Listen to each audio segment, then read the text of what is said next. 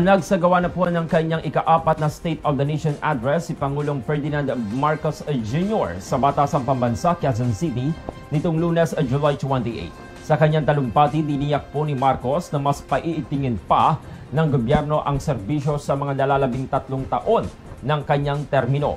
Ilan sa mga pangunahing ipinagdidiin ng programa ay ang paglikha ng trabaho, pagpapalakas ng maliit na negosyo, suporta sa mga magsasaka at mangingisda, at pag-roll out ng 20 pesos kada kilong bigas sa buong bansa.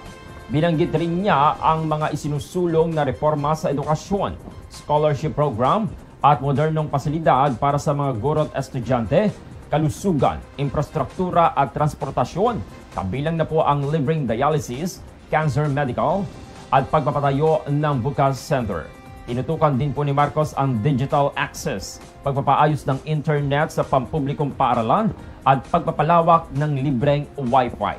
Sa larangan po ng kalusugan, binanggit niya ang pagpapalawak rin ng Bukas Centers, libreng dialysis at cancer assistance. Tiniyak niyang mas marami pang Pilipino ang makikinabang sa mga serbisyong pangkalusugan. Sa pagtatapos, nanawagan naman si Marcos ng pagkakaisa at disiplina para sa bagong Pilipinas. Good morning, Batangas.